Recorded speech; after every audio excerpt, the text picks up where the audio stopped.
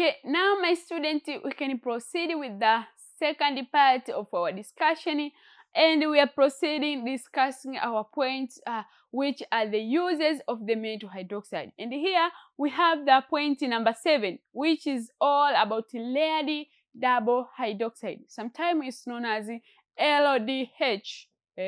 LDH. Na maana tunapozungumzia LDH, obvious tutakuwa tunamaanisha we are talking about layered double hydroxide.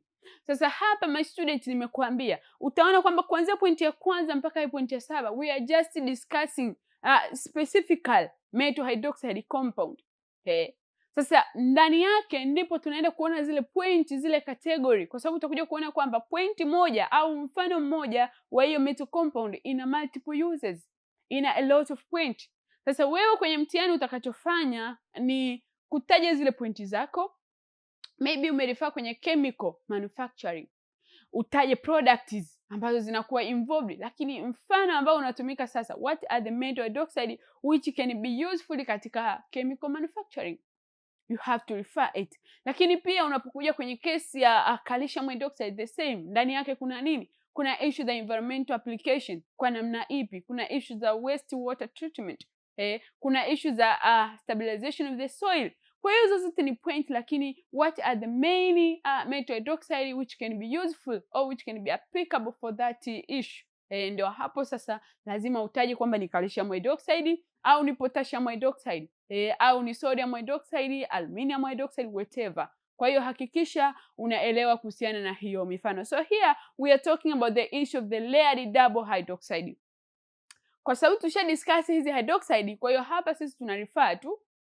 Sasa tunachukulia hizi layered double hydroxide are the main significant katika our daily environment. For instance, anasema these materials have gained attention for their unique properties. Kwamba this layered double hydroxide yani zina umuhimu mkubwa sana au zimekuwa very concerned. Ndio maana anasema kwamba these materials have gained attention. Ina maana zimekuwa considered to a certain level. Why? Because of their unique properties. Ina maana ina sifa zake za kipekee ambazo zinapelekea moja kwa moja ziwe concerned au zigain hii attention.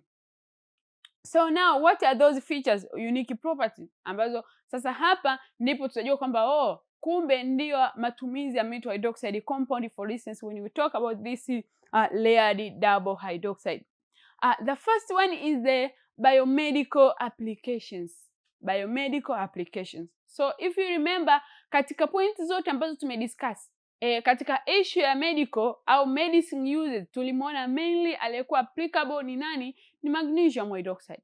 So kumbe hata hizi layered double hydroxide compound, they are useful, they are significant katika biomedical applications. So anasema kwamba LDH, nimekuambia hii LDH inajulikana kama layered double hydroxide, kwa hiyo usiwe confused. Kwa kifupi tu tunaandika LDH. LDH explored for the drug delivery system. Kwamba imekuwa explored, ina maana uchunguzi wake zaidi au matumizi yake zaidi yapo katika sekta nzima ya drug delivery system, due to their biocompatibility and ability to intercalate drugs. Kwamba hizi layered double hydroxide zina uwezo mkubwa sana katika issue ya drug system. That's why zinapewa kipaumbele katika drug delivery. Kwa nini? Kwa sababu ya the issue of biocompatibility, lakini pia ability to intercalate drugs. Kwa hiyo huu uwezo uliopo ndani ya hizi compound ndio una raise ile attention au hii consideration ya hizi hydroxide compound. So I hope this is clear. Kwa hiyo utaona kwamba katika biomedical application specifically tuna refer kwenye drug delivery system. The reason is the issue of the biocompatibility, only that. Kwa hiyo utarefer hapo, is very clear point. But also anasema kwamba this layered double hydroxide, it is useful katika catalysis and adsorption. Catalysis and adsorption. Sasa anasema kwamba they are used in catalysis process and environmental remediation effort. Sasa tunapokuja kwenye issue ya catalyst, catalysis, my student, this is very very common, kwamba you can see that most of the reactions they need something to activate them, kwamba hii catalysis ni kama kichocheo fulani.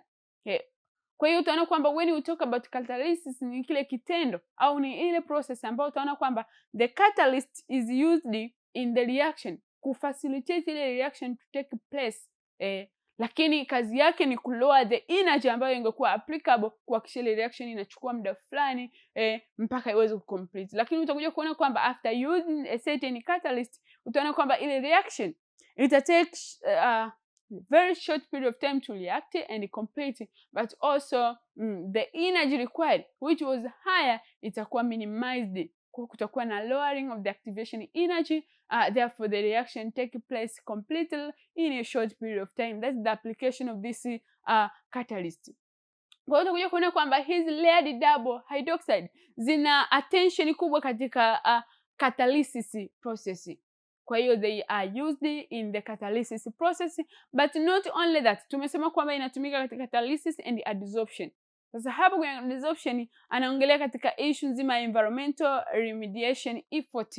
Ina maana ile nguvu iliyopo katika ku ensure that environment can be protected, environmental remediation effort. That's why umeona kwamba kuna issue ya catalysis process, lakini pia na issue nzima ya adsorption. So that is all about the layered double hydroxide. So my student, now after discussing those points, we can make a summary. We can make a simple summary which overall our discussion of the uses of this metal hydroxide. So anasema kwamba in summary now, the metal hydroxide serve critical roles across various sectors. Sasa tunapokuja sasa kuangalia hii metal hydroxide ina serve kwenye sector zipi? Anasema kwamba it serve a critical roles across the various sectors. What are they? It include the chemical manufacturing, but also it include the pharmaceuticals, but also it include the environmental protection, but also it include the construction sector, and more due to their diverse chemical properties and functionalities. Sasa hapa my students tutakuja kunoti kitu.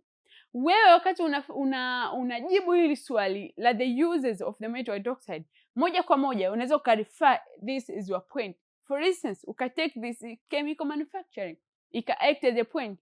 Sasa ukija kuona kwenye chemical manufacturing tuliona wapi? Utarefaa kule kwenye sodium hydroxide. But also tulisema kwamba the potassium hydroxide the uses is the same with those of the sodium hydroxide. Kwa hiyo ukija kuongelea chemical manufacturing, maana yake kwamba utarefaa the metal hydroxide compound which is sodium hydroxide, the same apply the potassium hydroxide.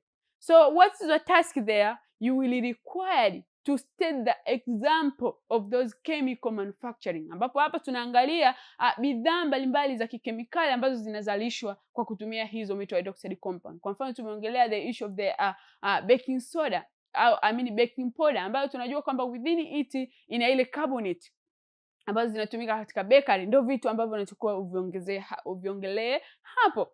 Lakini pia unapokuja kwenye pharmaceutical issue utarudi kule kwenye magnesium hydroxide.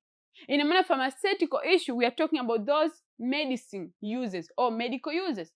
Sasa the main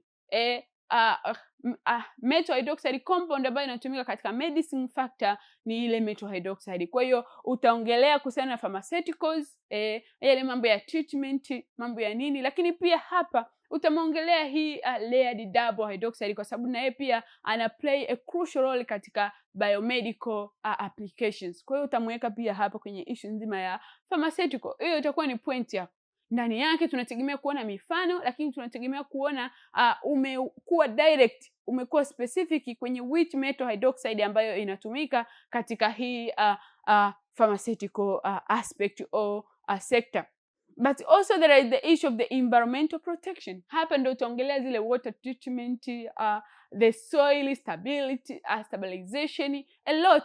Kwa hiyo yale environmental application zote tulizoziona kwenye zile metal hydroxide compound utakuja kuzielezea hapa kwenye point ya environmental protection.